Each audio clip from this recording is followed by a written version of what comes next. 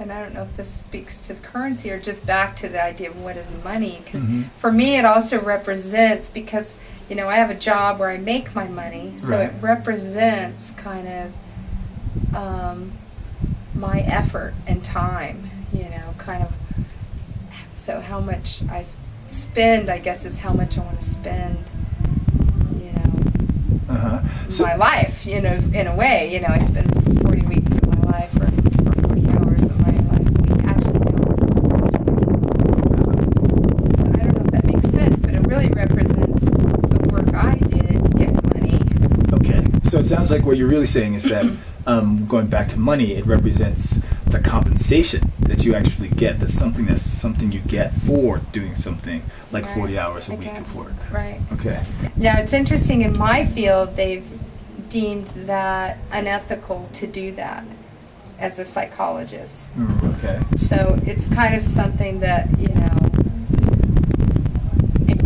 until that would be to change, it's not something that I can do kind of in my career. What do you think about that? Because basically, who's deemed it unethical, may I ask? Well, the licensing boards, the professional association. I can kind of see it, in a way. I can understand that. Do you want to elaborate? What do you? Well, if you're doing therapy with someone, there's some benefit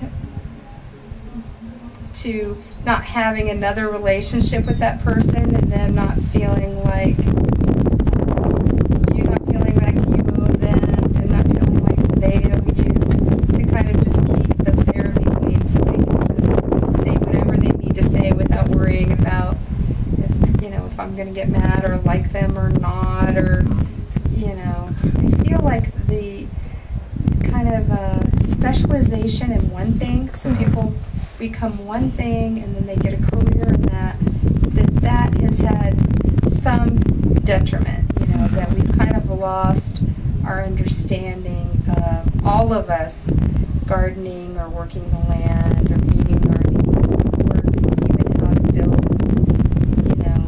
homes or shelters in a more sustainable way. Right.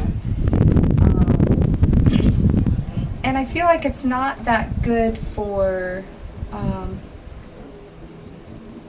the elderly, maybe. Like, they're just kind of, like, people aren't living in whole communities anymore, and the elderly are kind of being separated. And, like, my mom's just come to that point where she has to go in to assisted living. And I feel like, this isn't such a good deal